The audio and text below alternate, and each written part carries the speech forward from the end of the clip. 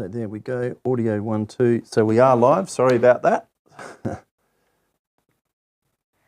Good afternoon, everybody. Thank you for joining us on this surprise live stream. The morning after, well, it's the afternoon now, but we've all had big nights up late, celebrating, thinking. It was a little bit bittersweet. I'm Kate Fantanell, or Lady Liberty. Thanks for having me, Lindsay. There we go. So usual tech issues at the beginning, the start of the stream. So I just had to duck behind the stream. But as you can see, we have Lady Liberty in here, and it's been quite an interesting yesterday afternoon, and also this morning. And I guess we've had some conversations, Kate. We've had some conversations and kind of figured, you know. The joy, the excitement, and certainly I guess we're going to have a look at and talk about things that mainstream media are not going to talk about, because we've seen a lot in the media. They're talking about Mark McGowan's popularity being, 91%, and I think you identified that his primary vote was around 82.6% at March 2021 election. So to go out on those numbers, there's some questions that can be asked, I think. There is. So we will be trying to look and monitor your comments as they come through. So put those comments down there. So in relation to the discussions, Kate and I got together, and Kate, as you can see, has done a tremendous amount of research here. She, of course, has her own platform, Lady Liberty. Kate, where can people find you in relation to... So I am on Twitter, Facebook and Instagram. You might have seen some of my memes. This is one of my iconic memes. That's kind of what I've been known for. I put a bunch up yesterday. My whole day was derailed by the surprise announcement because none of us saw it coming. We were all taken by surprise. So you can find me on Facebook, Twitter and Instagram. And yeah, I've posted a lot of memes to get out my feelings yesterday. And a lot, as I said at the start, a lot of the comments from mainstream media is talking about all the good things that Mark McGowan has done. And this is not to put the boots in so fast, but it's simply some of the things simply cannot be ignored. And one of the things that we spoke about, and that is, if you just look at the waste of the public purse. And you're not talking small change either. You're talking significant amount of coin, and the likes of, let's just take the rats test, for example. Goodness. So we've just gone back and had a look at some of the legacy of Mark McGowan. So the rat tests that were quoted at $3 million initially. And what did it blow out to? $600 million for 110 rat tests. And this was at the same time that the plastic ban came in. So it's quite interesting that he would spend that much of public money on rapid antigen testing. McDonald's went to all those crappy paper straws at the same time. And I guess what makes this particular issue, and Mark McGowan certainly at his press conference yesterday when he said he's proud of what he's achieved in the state of Western Australia and done as Premier. And he certainly also said, one of the comments, that he believes he's left the state in a better condition of how he found it. But when you're talking about wasting the public purse in that order, the $3 million on the rats test was initially brought in as a provision in a subsequent program to the PCR testing, which was to enable healthcare workers as another means of being able to establish if they had COVID or not. We're not going down that narrative of whether COVID is, what was a pandemic or not, but that's the process that was put in. And also for returning travellers. And as Treasurer, the question is, did he keep the cost blowout in the order of, $580, $590 million a secret to himself? Did he do a Scott Morrison and hold this from the rest of his front bench?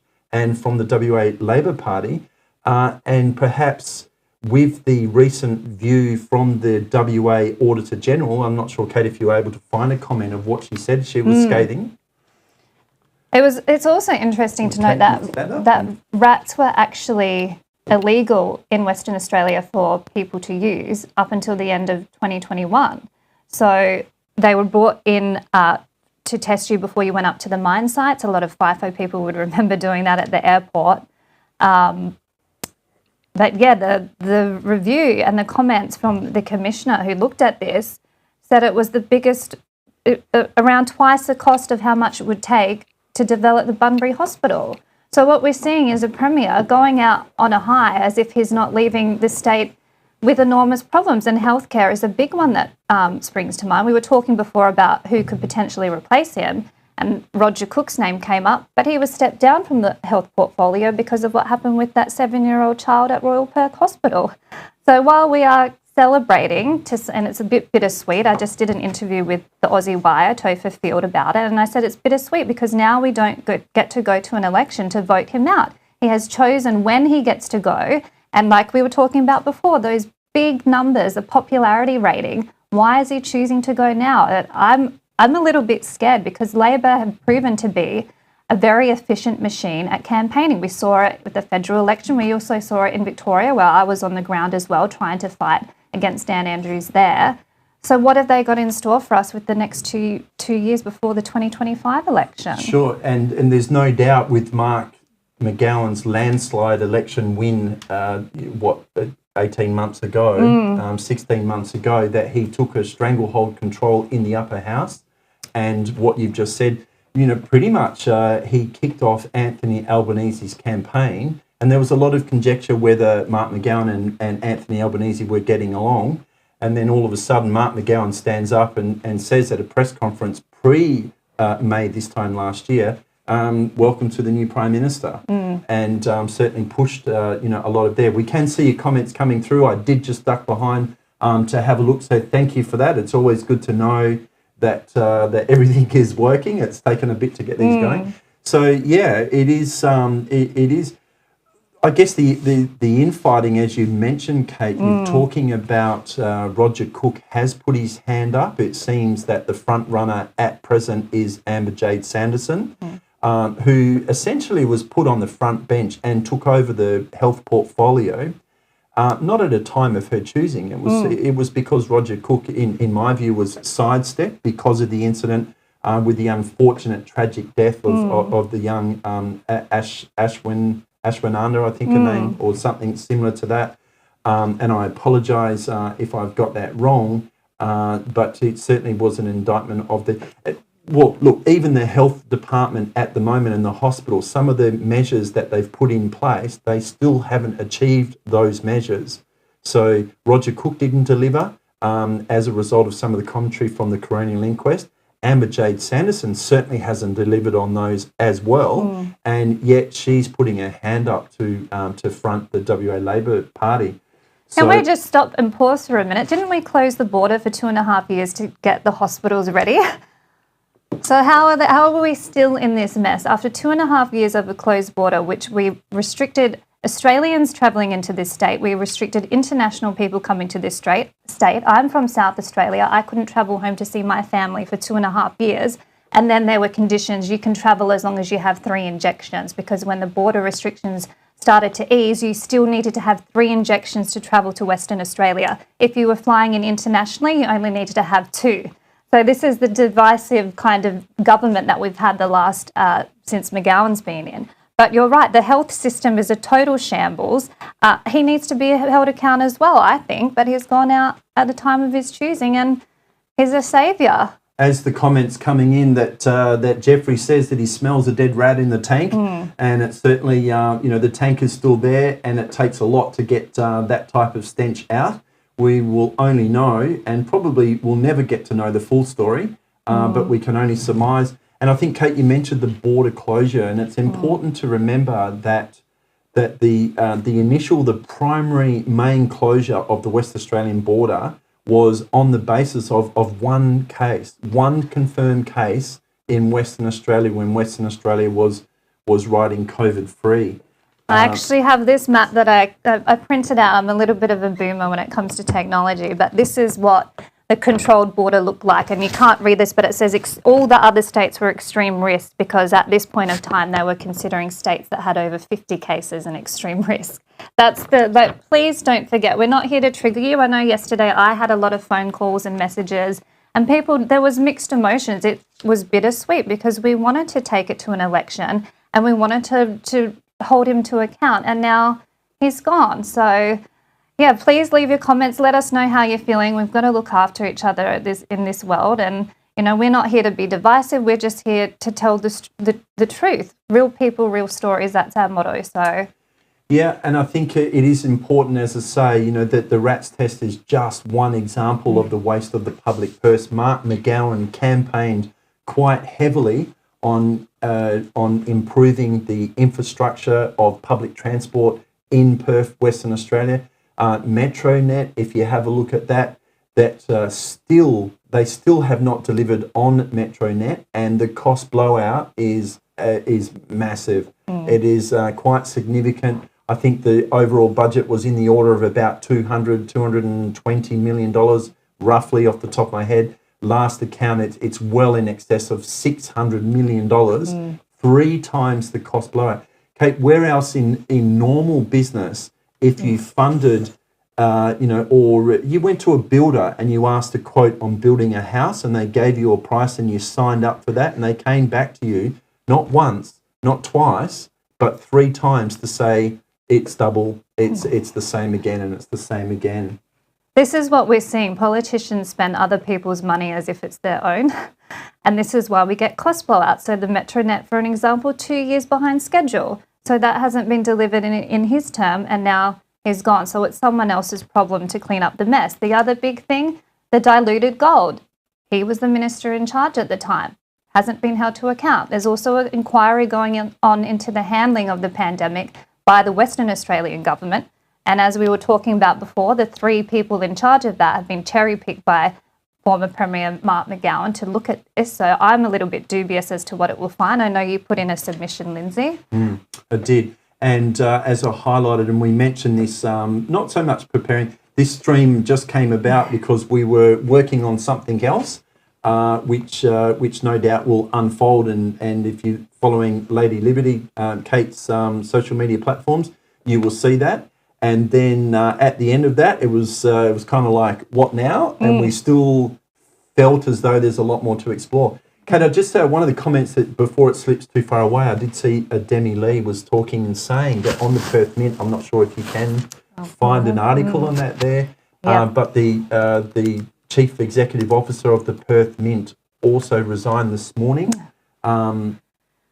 Rats fleeing the ship, I think, is what Joel Jamal said. That's what it looks like to me as well. Yeah. So, Demi Lee, you are making another comment there. Thank you very much for that. So, it is unconfirmed. I am going on that based on your comment there just to see. Kate's having a look. She did mention the Perth Mint. And, certainly here at Freedom Media WA, we did a story on the Perth Mint and how much potentially the West Australians people are on the hook for the potential cost blowout, fines and the like for the Perth Mint, because the diluting of the gold is one issue. McGowan tried to underplay that by saying that they were still getting a higher quality gold than what they were actually contracted for. Nonetheless, it's a breach of contract. And breach of contracts in business is a huge amount of money that come about as a result of damages. So they can run, but they can't hire, says Mad. Yeah. And I've Perth Mint boss Jason Waters jumped ship to become CEO of Perth Airport. So you see the shuffling of people in high places here. McGowan's friends keep falling up, I would say, not falling down. So we'll keep an eye on that into the future, I'm sure. The other issue that we were going to talk about is all the other things that I've seen him do in his it's not just the pandemic, but he's also banned the native logging industry. He's banned live export industry. He put restrictions on demersal fish for recreational fishers, but commercial fishers, none. And the processing time, the process of the banning of my sport of shooting is definitely underway. So I've seen a few comments in that space about hopefully this might change the direction that the government's going in relation to firearms legislation in this state. I don't think it will. We still have Minister Paul Papalia on the reins of the police there. So we'll see. Hopefully we'll see more consultation. But this is another thing I wanted to talk about. And please jump in the comments.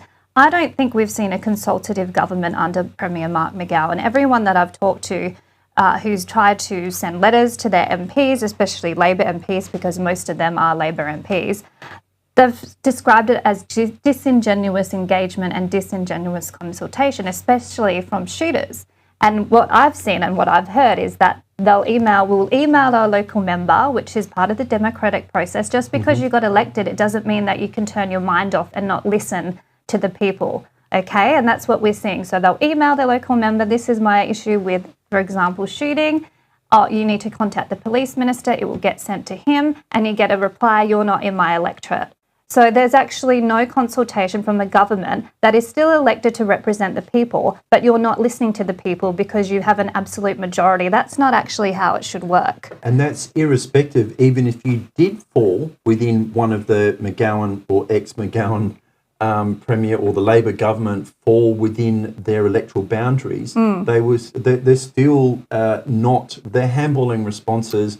They're taking many weeks to reply. If at all you get a reply, it's a motherhood statement, wishy-washy. It's not really taking on the issue. That's happened with the sporting shooters. It certainly happened with recreational fishing as well. There was next to no consultation with the public. And I guess probably one of the biggest consultations, or you talk about those that have put their hand up to represent their constituents, they get voted in, and therefore they reflect the views and should make themselves available. And we certainly haven't seen that.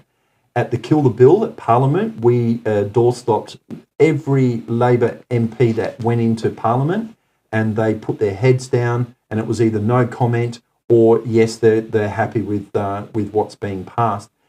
I know the West Australian did an article last week where they doorstopped 20 Labor MPs into Parliament. I'm just trying to think off the top of my head what the issue was, but it's certainly not pandemic related because the West Australian just won't go there. But they noted in the article, it headed that MPs are not taking questions. They're not responding to their electorates. And they're not responding to media inquiries about issues as well. So it's a huge issue, and one that McGowan has tabled countless times in the last couple of years about a number of issues. So, Kate, you did mention, looking at Rob's comment there, he is talking about the new fishing. The study must be conducted. As he rightly points out, that there was no study conducted, yet they've put these processes in place and quite restrictive. I'm old enough to remember the day where you would just go down to the Swan River and, I'd go down with Dad and we'd go prawning and all those sort of things. We'd go fishing for flathead and, we'd go down to many a beach, Trig and Scarborough back in the day when the Taylor were running, and they've put all the restrictions on doing that now. So it's just a pastime that is just gone. It's controlled and regulated, and huge fines if you're caught contravening these things.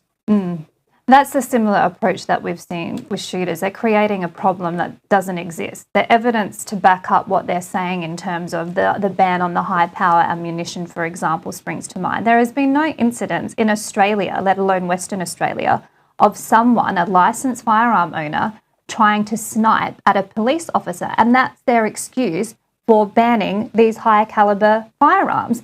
There's no evidence to show that, well, firstly, it's never happened. And if you're saying that you've got evidence to say that it might happen, well, do something about it. That's why you are the police. That's why you have powers to go into people's home and seize firearms.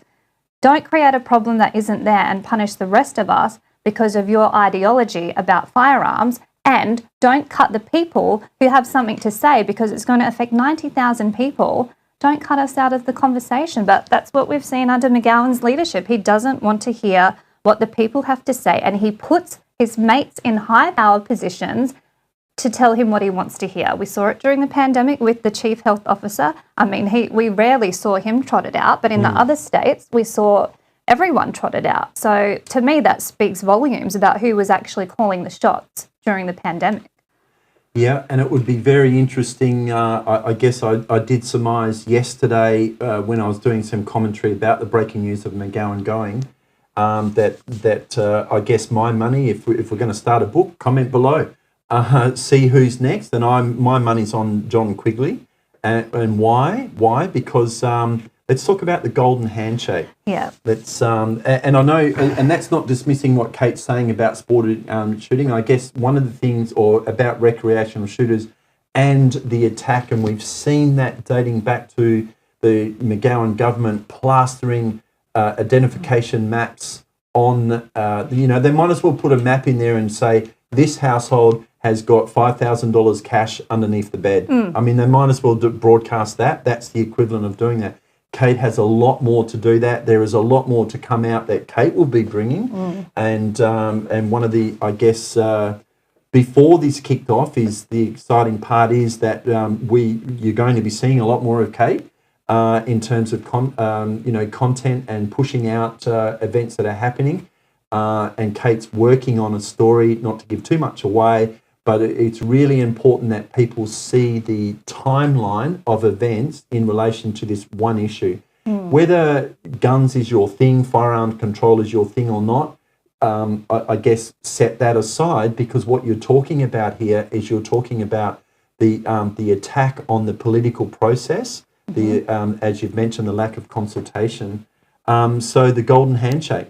Well, I will also say it's that if you don't care for firearms, that's fine. This is bigger than that. This is the biggest assault on private property rights. It's a big assault on individual rights. So you should be thinking about it, and you should be listening with empathy. That's another thing that I'm really sad that we've lost under this leader, is the empathy for each other. It was completely destroyed during the pandemic, the language that was used and how we tried to divide us and turn us against each other. Sorry, Lindsay, I know I'm digressing, but it's been a big 24 hours, and that's why I put the call out before. If you tell us how you're feeling as well, because it is, I would say it's bittersweet. A lot of people were looking to March 2025 as a time to be heard, and we have a by-election coming up in Rockingham, which will be interesting because of the number of parties registered at the moment. The electoral changes that McGowan brought in has seen a lot of parties deregistered, including my former party, the Libertarian Party or Liberal Democrats. They're not registered.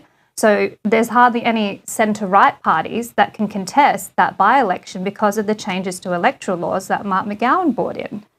And I think you have to ask yourself why and what's next, I guess, is the two things. And if it's not firearm control, then who knows where it's at, all aimed. Again, I mentioned to Kate off air that I did see an article, and we were doing a number of things, and this, as I said, this stream came about, it was impromptu.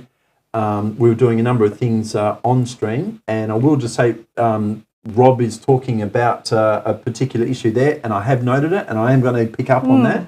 But for now, so there was an article in Serbia where they introduced two things, and it's also a concept which that we've streamed here at Freedom Media WA, and that is, in Serbia they were introducing legislation to prevent people from protesting against the government. And in addition to that, they mistakenly, I don't know, they also brought in legislation to take firearms away from people. That one event caused a massive amount. This only broke in the last 2 or 3 days, and Kate's just having a quick look to see if she can see it. But the government had to do a backflip on that, and Kate knows exactly where I'm going with this. At Freedom Media, I brought a story about 6 months ago of legislation that was introduced in the UK and the extensive steps that they were going to prevent people from protesting.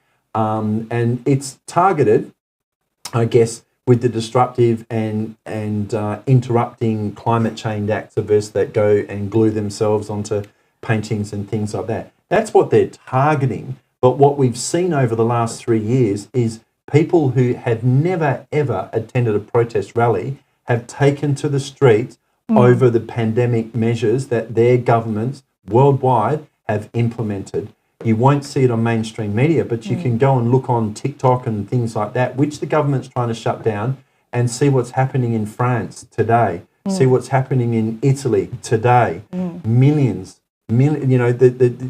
Over 1 million people on the street protesting about this. So it started 6 months ago, and I alluded that this legislation, be aware of it because it's coming to Australia. And Kate, and what happened from your a place that's dear to your heart, South Australia? The protests, they've brought in laws to ban protests in South Australia. So I see it as it's changing the political process in this country without having the people have a say in the political process. So it's undemocratic, especially what we've seen in Western Australia. And then in South Australia, they're banning protests. That's not a liberal democracy. The last I checked, I'm wearing green and gold today because I'm a proud Australian. We are still one country despite this image. And that's something that I think this is how I will remember Mark McGowan, as extremely divisive, extremely disrespectful to the Federation of Australia, and extremely divisive to democracy. We'll see what happens next. We've still got a Labor government. They still have absolute majority. We'll see who's at the head of the helm for the next 2 years before the next election.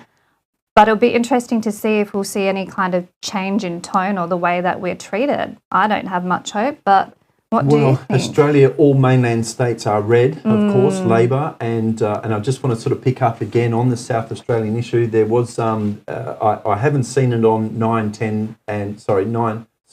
7, 9 and 10, but I have seen the ABC did cover some of the protests at Parliament, the South Australian Parliament, about 4 or 5 days ago, round about that time frame. The legislation that they're looking at, it doesn't matter what the issue is, but if you're protesting against what the government is doing, individuals are facing $10,000 fines, prosecution and $10,000 fines. If you think that it's isolated to South Australia, then I would suggest that you would be very, very mistaken with that. That whether South Australia in this instance is the testing ground. In a democracy, a Western democracy, we've now reached the point where the government are introducing law to fine people on the street talking about them voicing their concerns about the government. And as you mentioned, because MPs in electorates are not answering questions and not responding to their constituents. Ron Wilson says 1984 is here. It does feel a bit like that some days. Sometimes I feel like I'm in the Matrix and then I put my red dress on and I'm not in the Matrix anymore. But yeah, Rob James as well, firearms issue, loss of rights of property, sale of our most precious property, homes and land. Department has been sold to foreign interest. There was certainly comments yesterday about Mark McGowan's relationship with China, which I found some of his language inflammatory in relation to how Australia should approach China and telling us all just to suck it up. I mean, this is a country that has a record of human rights abuses. Just read a history book. So I wouldn't be so flippant if I was him. But it would be interesting to see where he ends up. And I think we should remember that he didn't set the iron ore price. He doesn't have control over commodity prices. He was extremely lucky to come in at a time when iron ore price went through the roof. And that's why we have such a big budget in the black. It wasn't because of some magic he did with the books. And I guess if you look at Jim Chalmers' latest budget, that's one of the concerns that economists are talking about there as well, because they're basing predictions, the look ahead is quite a ways down the road. But they can't control the iron ore price, and we see. I just want to come back, Kate. You mentioned Mark McGowan with China, and we've just seen with his recent visit. It was very clear, for. Let's look at it this way: from a premier then of a state of Australia going to China and making comments with key people in China that all of Australia's national cabinet should hold a meeting in China. Now, geopolitically, does that actually go against the interests that and the security that Australia is looking? It'd be very interesting to see. I think Penny Wong was asked about that. What she would say. Is it right that a premier goes there and makes these type of statements? Whether he was told to say certain things, say not certain things. It appears not. That's a big statement to make. And who knows what the consequences of that particular meeting are. Of course, we saw Dan Andrews only 2 months before Mark McGowan. Dan Andrews, a Labor Premier, went over there, refused to take any Australian media. So all of the discussions were behind closed door. So, and who knows what's in store there. Gold standard transparency. The Mark McGowan gold standard transparency. Highly diluted. So Rob James he's mentioned a couple of things, and his comments still there in relation to the firearms. He's talking about property laws. There is a thing, whether people are actually aware, and we hadn't planned to talk about The Voice, but I guess it's something that people are becoming more aware now, that there is some legislation that's coming through that if you are a property owner of over more than 1,100 square metres, then the heritage implication of what you can do with that land now starts to kick in, and it will kick in more so if the voice to Parliament gets up. So, and you're talking things like if you were to do a ground penetration deeper than 600 mils, I think it is, about yay deep, that you actually need to obtain permission from the recognised heritage owners of that particular region. And these are the type of implications, and these are the sort of things that Anthony Albanese is saying is scare tactics. But when people can read about it right now, then it's very hard for them to say this is not scare tactics. The implications of this, if the voice gets up, is huge. It's massive. I'm just going to fast forward the comments while I hand over to Kate. Another thing that I wanted to talk about, and if you'll indulge me, Lindsay, is the cult of personality. I saw Senator Linda Reynolds from the Liberal Party describe Mark McGowan as having a cult of personality, and then someone else described him as a rock star politician. I've always been brought up not to worship any false idols, and I've also been taught never to worship a man or an individual, let alone a politician. They are not there to be worshipped, they are there to serve the people. So I had a bit of a think last night about why have we got to this point where a politician who we never really used to know their names, and now they're put up in society to some kind of hero status. Is it just because of the handling of the pandemic? That's why people are responding in this way? Yeah, here's my initial thoughts. Number one is we cannot and should not underestimate and forget the role that mainstream media have had in programming this whole thing. That we've seen the press conferences are very, very staged. And those that may not be actually of the mindset of Mark McGowan and wanting to say certain things, press conferences went underground, and a parliamentarian speaking in public went underground. It was in staged, controlled areas that the public just couldn't get nearby, and anything that happened, mainstream media just jumped on the popularity of a lot of things. So that's the first thing, is the role of that. The second thing is, how did we get here? I guess the importance, politics, I again, my upbringing was you don't talk in a social gathering, you don't talk religion and you don't talk politics because it can be quite controversial. But has that particular mindset brought us to where we are now? Because we're not talking politics. We're not aware of bills like, if you go back to 2016, that Barnett brought in Section 158 of the Public Health Act, that gives the police the power to hold a person down and for a child remove underwear and give a vaccination. All of these pieces of legislation, they don't just come out of nowhere. They're birthed. They have a passage through Parliament, and we can only trust those that are representing their electorate views to debate it. And if that doesn't happen, it's the public that need to take a stand at the time of the legislation and really push back. Hence the reason why it's alarming, in my view, when you see things like South Australia looking to introduce protesting against the government. So $10,000 fines, that signals to me that the government want to rubber stamp anything and nobody can say anything against it. It's their way or no way. And welcome to Western Australia, comrade. Now, the media in this state is quite something.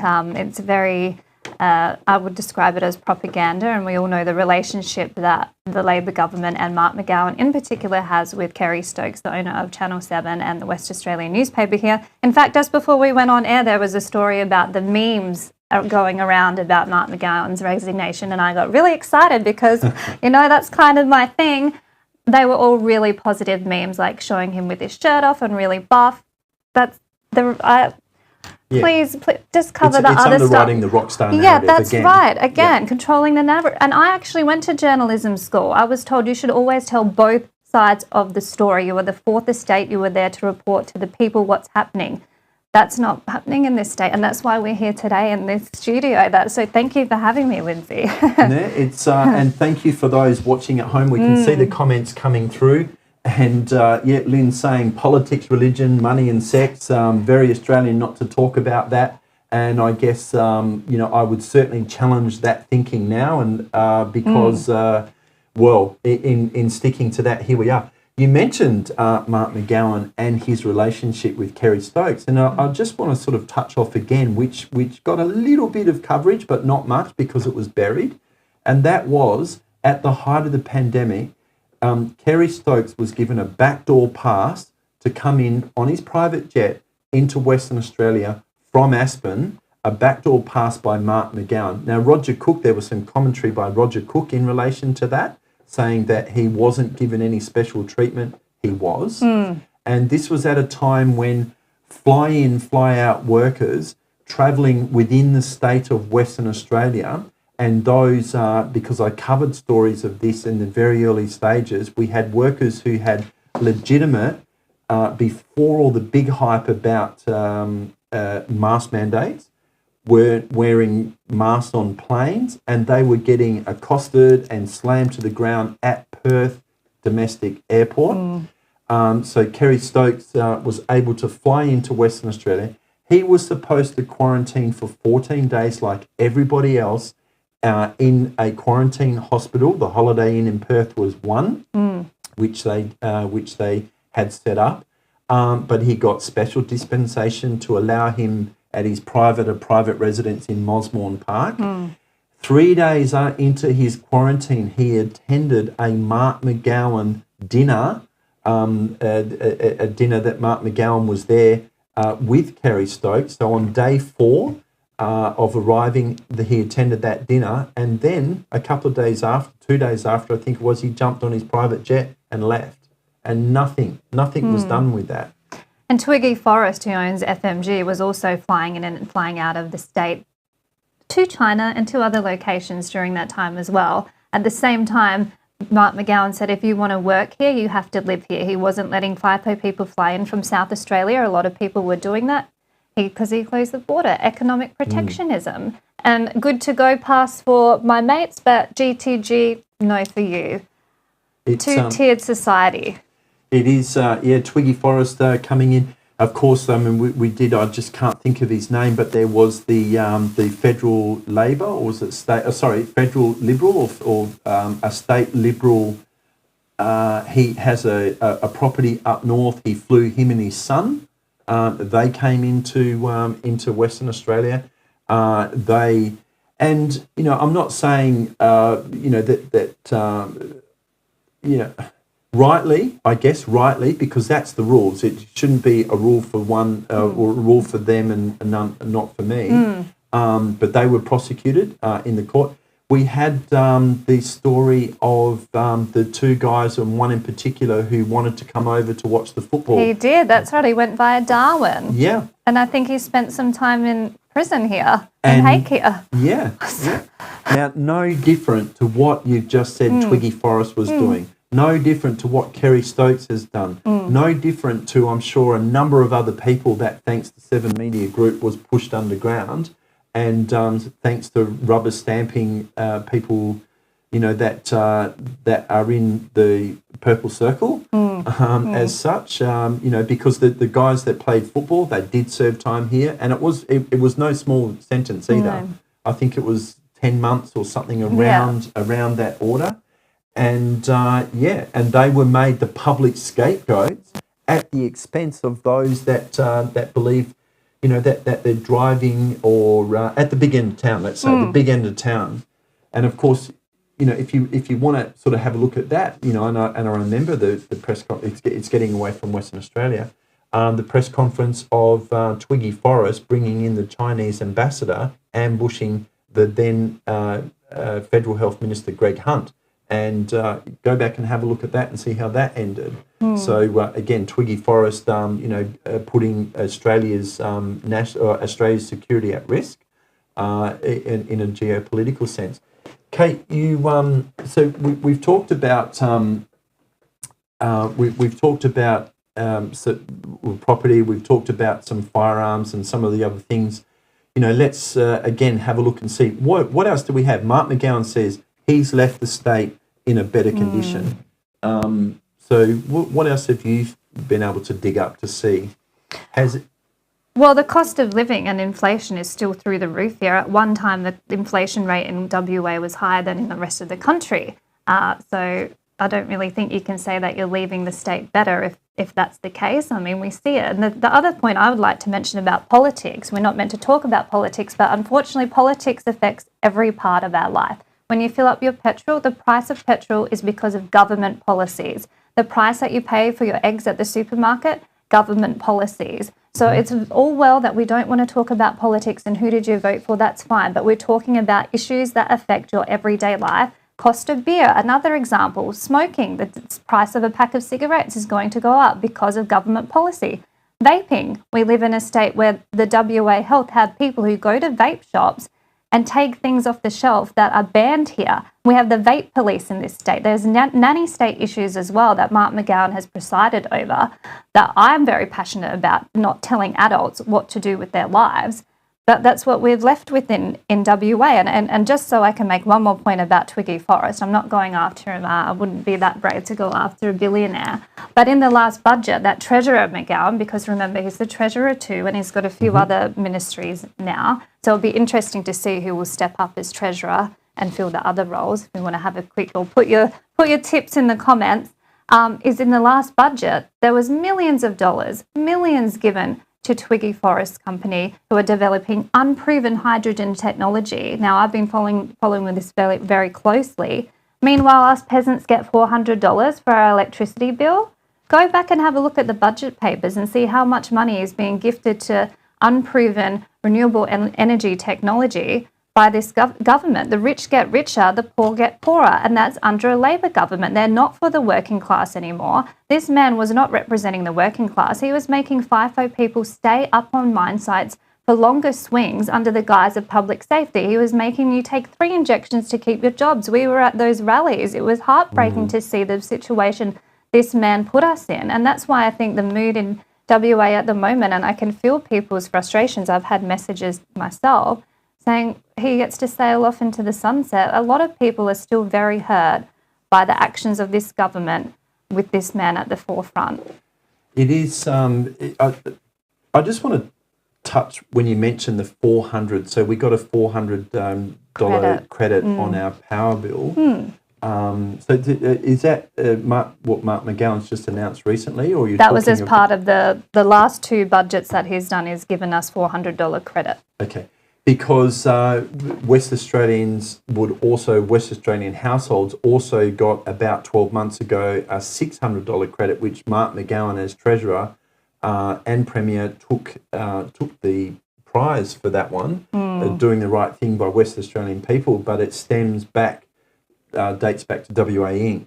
and a settlement outcome in relation to that. So, the $400 here, I guess the thing with energy, and energy is a big topic, it's a big slice of people's things. And, rightly, the Labor Premier, Alan Carpenter, signed off on an energy deal for Western Australia. So we find ourselves in a very, very different situation in terms of our energy prices. the Burrup Peninsula up north. I mean, one of the richest gas or sources of gas in the world is right here in Western Australia. So we're lucky that we don't find ourselves. But $400, in relation to that, when the cost of supplying gas to West Australians in the energy deal is something that's already an effective measure. So, I mean, come on, is it really a good thing? So, as Rob's saying, and a lot of things, what we're talking about here, all of this stuff and all of the things that's going on, and as Kate's saying, and I guess I'm advocating now as well, you really do need to have an interest in what's happening in West Australian Parliament, because it really does matter, because we would not be having this conversation if we weren't caught sleeping at the wheel 5 years ago, certainly, and you could go back even further and talk about that. Kate, you mentioned, we're talking about, you said some of the things that Mark McGowan did was divisive. I mean, we saw comments like, if you see your neighbour in the street, don't acknowledge them at the height of COVID. One thing, we've got here is, how divisive, and if you're talking about a contravention of a human right, and that is to medical treatment, and the number of people that we got here at Freedom Media, we got flooded with different stories, and we could have spent the day running from one doctor's practice to another, from one hospital to another, people that were denied medical treatment. Is Mark McGowan proud of that history? Sounds like it. And another thing that I want to point out in that terrible vein, is when I was going to the protests, I had one woman, and it sticks in my mind, and this is one of the reasons I ran for the Senate, is she said that she escaped from a domestic violence situation during the pandemic. She went to a women's shelter, which is funded by the state government, and she was asked to show her papers, vaccination papers. She wasn't vaccinated for her own reasons, and she had to go back home, where she was abused by her partner that night and ended up in a public hospital. Her brother tried to visit her, denied entry because he wasn't vaccinated. This is the kind of thing that happened in this state under this man's watch. So while everyone's patting him on the back and cheering, these are the stories that I remember. These are the stories that you remember. And that's why we're here in this studio today, because the mainstream media don't want to hear about it. Now we start to see a few things come out here and there, but he has caused a lot of hurt to a lot of people. And that's why we'll always speak up. And if you've got a story that you want to tell us, please reach out, because we won't forget.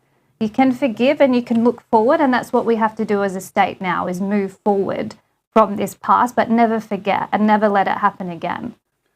And I can see Caroline talking there with her business. She's saying that the fresh food tax and the heavy vehicle tax increases that they've experienced is looking at adding about a $10,000 more cost of operation to their business. Now, I don't know whether that's $10,000 a month or $10,000, but I did hear in Question Time today, and I guess I watch Question Time so that you don't have to at home, and that the questions without notice, the very first question, if you go back and have a look on that site, WA Federal Parliament, that Peter Dutton asked, he went to a business in his electorate, and their energy costs have increased by $200,000 a month for their business. And he raised that question in Parliament today, and still empty answers, because we know that Anthony Albanese promised, and he still denies that it's not a broken promise, that he can still do this, but $275.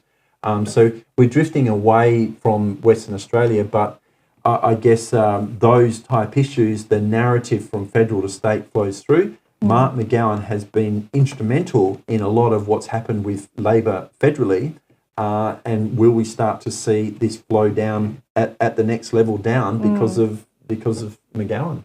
Well, and Matt, we're back. Cafe is still recovering from the fact my wife couldn't run it because she didn't want to get vaccinated. See, this is the position that this man put us in. So I do feel for those watching the footage of the celebrations and just think the hurt that he's caused. We're here so that we won't ever forget. So Well, we can't forget, I guess. forget. There's too many things. And as we had Joel Jamal, and you had an opportunity to meet Joel when he was here in Perth, and we had Joel Jamal here in the studio. We spoke about 3 topics.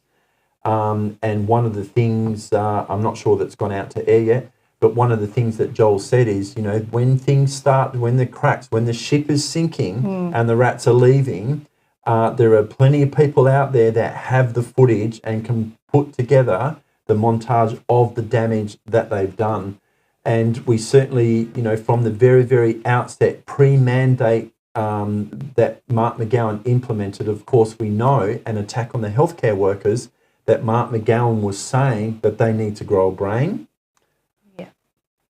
We've got other throwaway, like, you know, the virus will find the unvaccinated, even if you're living out in the desert. I mean, you know, that, did somebody write that for him? Do you think somebody... I remember that coming out because he was asked about why WA wasn't opening up when the rest of the world and our country was opening up. And he said the hospital system wasn't ready. It's still not ready. And then he said the line about there's still people unvaccinated, referring to Indigenous communities.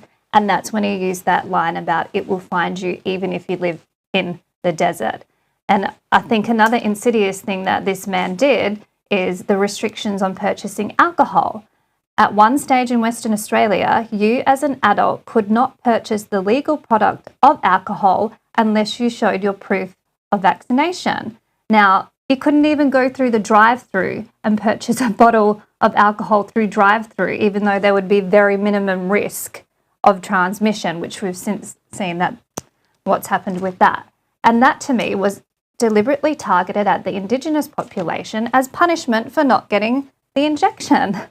So these are the kind of things that people might have put to the back of their mind, but that's what we were living in Western Australia for a point in time. You couldn't go to the footy. At the stadium that we paid for, the taxpayer paid for, you couldn't enter unless you showed these papers that the government put in as the rules at the time. The rules that we were living in were the boot of the state were on our neck. That's how I felt. Well and truly. Yeah, well and truly. And many people would still have the imprint of that boot on their necks. And I think, you know, coming back to some of the other things that people may or may not be aware about in terms of, you know, what McGowan's done behind the scenes. And, you know, these are things. Now, I'm certain that it's the city of Bayswater.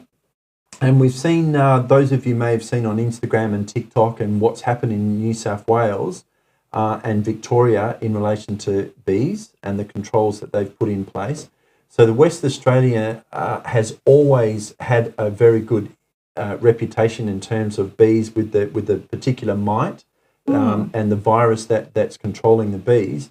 And that's because it's something to do with Rottnest Island. The bees can't travel that far, so they can keep them disease free, or it's something to do with that type of nature. But recently, the West Australian government has come out. And this is Mark McGowan, you know, because at the end of the day, the buck stops with him. And you're looking at City of Bayswater, City of Bassendean, where they've gone in and introduced legislation. There's signage in the local streets now where you've got a very cultural diverse, you know, a lot of Italians and that have lived years and years in those areas, that they're now telling them that this legislation, that biosecurity has the authority to come into their backyards and look at their fruiting olive trees, their fruiting lemon trees, their fruit and vegetable and things like that, and order the removal and the destruction of those in people's backyards that have been there for years and years, citing a biosecurity. So go down to the Bassendean, the footy oval there, have a drive around in that particular area, and you'll see the signage is up in the streets, and this is what's happening. And people are now being told that they cannot, they're starting to shut down growing the fruit and vegetable in those particular areas. And then when you throw in the restrictions and that they've put on groundwater draw, these are things that only impact on a particular few that actually are dealing with the government on that level. But the implication is the primary producers, it impacts on all of us because it's and there we go. We see a reduction in the cost of produce. Increase. An increase, in the cost of buying the produce because there's a reduction in growing the produce, and this is how it starts. So that, and I know that those are developing stories and ones that probably don't get anywhere near the attention that they probably should. And it all comes back to you need to know what's going on. You need to know with the bills that are going on in Parliament. And unfortunately, we don't have a proper media set up in this state. It's not the fourth estate. I've referred to it as propaganda because that's what it is. So we'll do our best to bring you the stories, the true stories, and yeah. And I think so there's plenty of, and I come back to what you said earlier, Kate, the rock star, Mark McGowan. That's the media for you. And I've been saying for a long, long time, I guess a true test of a parliamentarian, and a politician is one thing, and people say, how do you know when a politician's telling lies when you see the lips are moving? But let's just put it at a parliamentarian. A true test of the popularity of a parliamentarian is walking down in public, through a shopping centre and things like that. Mark McGowan, if he was such the rock star, why does he have an incredibly heavy security?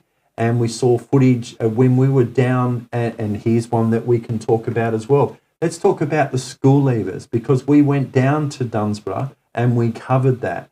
School leavers, which is considered a rite of passage. A rite of passage to go and have, they put on and have spent years developing a great carnival party atmosphere for those school leavers to go and blow off the steam after all the years study. And Mark McGowan had them lining up in the streets down in Bustleton to get. Didn't matter how many. You just had to have one jab in order to buy a ticket to go. So you had that particular issue, and I just lost the point that I was trying to make there. But you've got all of that demographic there that some of them don't really understand what's going on, and we spoke to a number of teenagers down there that said, I don't care, I don't care whether it's getting a jab or whatever it is, I will do anything to go to that event. And that was the exploitation that Mark McGowan then used to his detriment. And I really thought that it was perhaps going to go like Victoria, that you weren't able to get your ATAR scores unless you could provide current proof of vaccination. So that didn't happen here in Western Australia, to be clear, but happened in Victoria. But I could see that, rightly or wrongly, I feel that Mark McGowan had the opportunity to look at what Dan Andrews was doing in Victoria and work out, that's, I want to do that, but they can see the backlash of the Victorian people in the streets, and he didn't want that. But that's right, that's what I wanted to come to. At the same time, we were covering the rally, the school leavers down in Bustleton. He attended a community meeting down in Australind, just out of Australind in Eton, and some of the footage that we had sent through, we weren't there, but the footage, it's showing 30, 40 police, and that's dignitary protection as well as uniformed police surrounding Mark McGowan. That's not a rock star.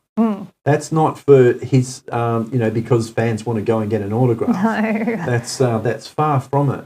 And the interesting question, and we did touch on it and we will come back to it, and that is the golden handshake, is what's public life going to look like for Mark McGowan going down to the cafe down in Rockingham, if that's where he's living, now. And, are people going to want to get the rock star's autograph? Or are people going to say, how could you introduce passages of legislation like we've just seen that gives the police the ability to come into my home without a warrant, break and enter if necessary, and direct that I take a medical procedure that is now, we know, doesn't stop transmission. So we're talking about the pandemic laws that have been brought in since COVID, and they are worse than Victoria's legislation in terms of pandemic. So this is another thing that Mark McGowan has brought in and under his watch, with absolute control of both houses, rushed through the pandemic laws. I don't think there was much debate either. That's the other thing that we've seen, the loss of debate about issues. They just rush things through. That's why I'm concerned about the Firearms Act. Will there actually be time to have a proper debate? I've heard it's going to be introduced in November over the Christmas summer period. We come back and now we've got a book of laws that most of us don't want, won't make anyone safer, but that's his legacy. So we still have to hold, I think, even though he's not going to be in Parliament anymore, we still need to bring it back to, well, hang on a second, you were the one out the front of the camera every day for 2.5 years. You were the one walking around giving high fives to people, thinking, state daddy. Well, you're the one responsible for leaving the state in the situation that it's in. So I'll keep asking the question. I know you will. I know the people watching will. That's what we have to do to hold. I know people are saying we wanted to hold him to account. We can still do that if we have an honest media in this state, which Freedom Media will be. We can't let him get away with what he's done to people. I guess we're challenging the notion that mainstream media are putting out there saying, or challenging the notion that Mark McGowan said, his very words, that he's left the state in a better condition as to how he found it. And I think it would be very interesting to take a poll on that. And I guess those watching this platform, those that know, and those that get it. The poll would need to be conducted, Hay Street Mall, and doing a street talk, those type of things, and just saying maybe that's something that we might do, and actually just ask, get the true barometer. I did see that there was an article, there was Channel 7 ran a story. Was that yourself, Kate, that was telling me that? No, who told me that? That's right. I try not to watch the propaganda machine. Yeah, I take the line from Mark Dice. I watch mainstream media, so you don't have to. So it gives me an idea of the pitch that they're trying to do, so I can get an idea of how I can break down the spin that they're trying to put on it. But Channel 7, out of all the, of course, we've spoke about Kerry Stokes, but Channel 7 are well and truly in bed with Mark McGowan. They went down to Rockingham yesterday and started interviewing people. No doubt they've cherry-picked and asked what do they think of Mark McGowan stepping down from politics. And, of course, you can only imagine with 7 Media Group canvassing the people, asking the questions, what the responses would be like. But it'd be very interesting if we went down to Rockingham and we stood outside near a shopping centre if we didn't get moved on, and we just ask the ordinary person going in, and it doesn't matter what you want to say. If you want to say Mark McGowan's a rock legend, you can say it. If you want to say Mark McGowan has caused a huge impact to my family and my lives because of mandates, then you can say that as well. Mainstream won't do that. No. You don't hear the balanced arguments. You don't hear the insight from opposing views because they're cherry-picked. So we're talking about, while taking a comment there that Rob's putting up. So we want to say, let's just look at it this way. So Mark McGowan has abruptly quit. Mainstream media say resign. I think it's appropriate to say quit. It wasn't not 6 months ago that he was there saying, I'm not going anywhere anytime soon. What do you make of it, Kate? Not only has he stood up and said that he's quitting, but he's leaving as of Friday, out, all over, finished, gone. Well, the privilege of being able to say I'm quitting my job because I'm tired. I mean, millennials and my generation get a bad rap for our work ethic. This man has literally got up and said his excuse for quitting is because he's tired. I mean, you could at least say to spend more time with my family, but he can't even say that for whatever reason. I'm tired, I'm quitting. Well, I'm not tired, Mark McGowan, and I'm still going to sit here and ask you the questions, and I don't care if you're Premier or not, because you were the person in charge over the last 6 years, and I think I said to Topher Field on the Aussie Wire, at least half of that time the state was closed and we were in a state of emergency, 963 days in a state of emergency. That was longer than Victoria's state of emergency. This is not a competition that we wanted to win, but because of his leadership, that's the award that we get. Most mandated, most lockdown in a different sense, because we were talking about Melbourne, most lockdown city in the world, but Western Australia, most lockdown state in the world. At one point in time, North Korea was the only other state closed off to the world apart from Western Australia. That's not something that you should be proud about with your legacy, really. And you're walking away saying, you know, I'm tired. I feel like I'm going to quit. 6 months ago, you weren't going anywhere. What's the real story? Yeah. And I think also to be able to say that as of Friday, I'm out of it. And I did hear in his press conference yesterday, he said that he's one phone call away should his Labor Party need advice and guidance. I'm sure that there's going to be a few phone calls, please explain this, but that aside, but it's easy for a person who was under a parliamentary scheme that gets a golden handshake. Yes. And Kate, you've looked up the CPI has been applied to this. The current figure is $275,000 per year. Mark McGowan will get paid by the taxpayer for the rest of his living days. $275,000 a year. And it did come up for debate while he was in charge, and for some reason the laws just happened to end up being that he is one of three people in Parliament at the moment eligible, with the other two being John Quigley and Alana McTiernan, who resigned or stepped down from Parliament 4 months ago. Caused the by-election there. It's for the rest of his natural life. That's the public purse. That is again the public purse, and I think and Mark McGowan was a big opponent to that, changing the legislation that ensured that didn't happen. And I did mention to Kate, and I'm not going to. I can't quote everything off the Hansard at the time, but I did look at the debate, and he was citing things like, it's an honour and a privilege to represent the state of Western Australia and people, and how can they honestly possibly expect to live on the public purse for that privilege that not many people get. Very rich from a man who knows that he's going to get $275,000 every year for the rest of his natural life. No wonder he was so happy yesterday. I'd be happy too if I didn't have to work for the rest of my life and live off. So no, actually I wouldn't, because I have integrity and I would like to get paid for the hours that I do, and that's where I sit with things. But the sense of entitlement, and we were talking about parliamentarians or statesmen, I don't know if we can use that word statesman for most of our politicians, unfortunately, anymore. So hopefully, and I posted a post last night because I was thinking, what should I say? Mixed emotions. And I just said, I'm not tired.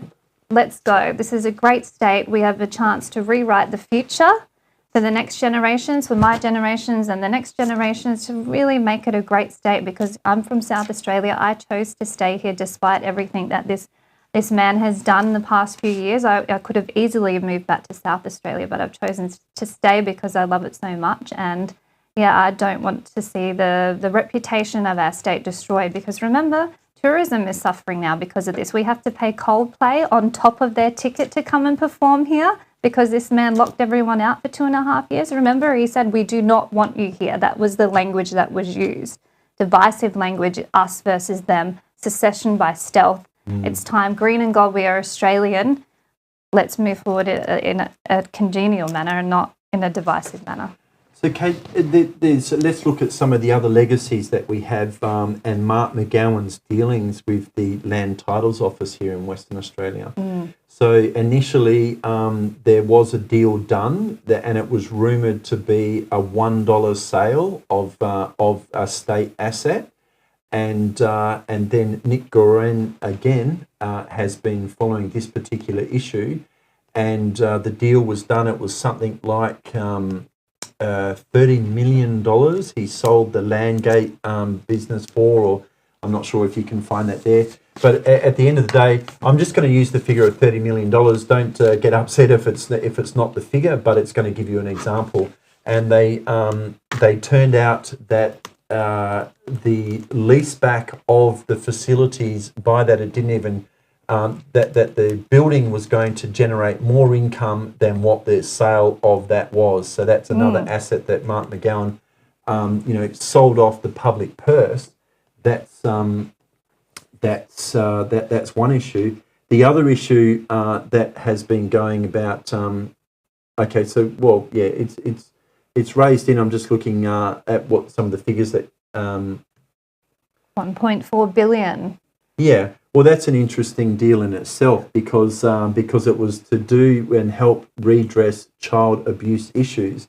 So, and that particular, the Archbishop of the Perth Diocese, Tim Costello, because I went to the St Mary's Cathedral at the time that those that were going to churches to pray had police intervene during the sermon to check for mask exemptions. That's right. Another example of the divisiveness. But then not only that, the St Mary's Cathedral opened up their doors as a jab clinic for children under 14 when they first passed that.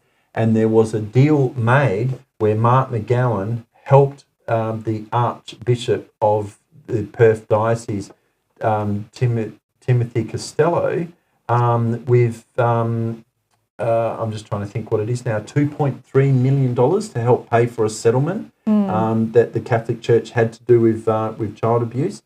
So, and then the favour in return was the St Mary's opens up as a jab clinic, and the Archbishop of the Perth Diocese, Tim Costello, came out and said it's an act of love if you go and get the jab.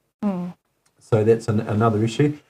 We've talked through a number of things. We appreciate the comments coming through. Rob saying, something around $10 million and a rent back for over 5 million was over 5 years was about $30 million. Either way, it was a peppercorn arrangement at the expense of the public purse. There's no doubt about that. And we can certainly see, who knows what price we will pay for that. And we also, there's another one there. Somebody's talking about $200 million, the old power station down in Kwinana, East Fremantle Way, or somewhere there. The government, they spent $60 million and then they handed it off, and that was $1. That was a $1 transaction. Interesting thing. When that particular story came up, I went and had a drive at that because a drive out there and had a look. And I remember as a kid, we used to go there and use that as a refuge when we used to go fishing there. Of all places, I wouldn't want to eat the fish out of the water down that way now. But my point is this. If you haven't been down to that old power station lately, go down and have a look and see the security, the money they've spent on the outside of the building, which makes me think, what's going on inside? Because it's monitored 24/7. They have there's security cameras, there's infrared trip activated alarms that will attract a response of a manned security guard coming out to see what you're doing on the outside. I went down there and took a couple of photos, and I had 4 security guards coming up wanting to ask me why I'm there taking photos. And that's an interesting thing. Just going to close on this, something that I know some are aware that Rod Cullerton is talking about with former Senator Les Turner. It is. I haven't heard the ins and outs of it, but I'm aware of the issue, and I've certainly spoken about it here on Freedom Media, and I flagged it a couple of years ago that Mark McGowan has changed the Lands Titles Office. So you no longer, if you have an unencumbered property, are able to get the original title, because the old English maxim, a man's house is his castle, and I apply gender because it's history, and that's what they say. But that piece of paper, that if you had that piece of paper, that was it, that was gold. So that's gone now. And you no longer, even a duplicate, if you have a certified duplicate copy of your Lands Titles Office, that also will go as of August this year, and the legislation change in there is that you don't actually have, you just have the right to occupy. That's it's no longer your castle. Property rights, as I was talking about earlier in the podcast, the stream, that's what's under attack in this state. Property rights, individual rights, the things that we should all hold dear. So we'll be bringing you more live streams in the future. Thank you for having me in the studio today, Lindsay. It's great to be part of Freedom Media WA team. We've got the Mohatra event coming up on the 10th of June. 10th of June. Tickets go on sale tomorrow in relation to that. So we have, Dr. Mohatra. There is, of course, Professor Naomi Wolf that's speaking.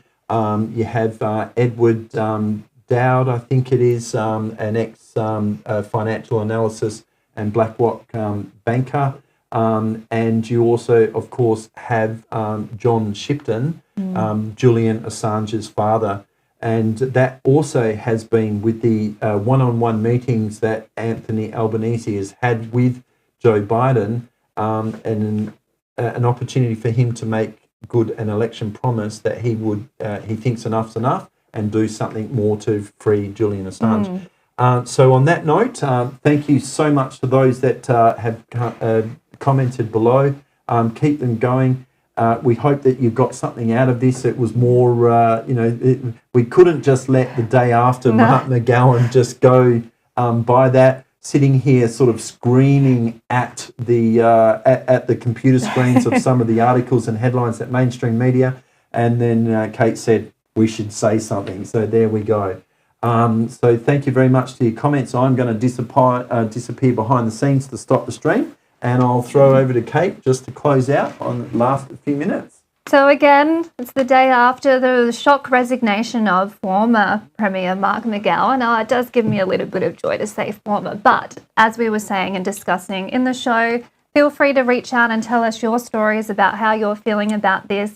We do have a great state in Western Australia. It's time to really look at our government and our politics and get this state back on track, because we are the people that make the place. So thank you for joining us. From the team at Freedom Media WA, we'll see you next time.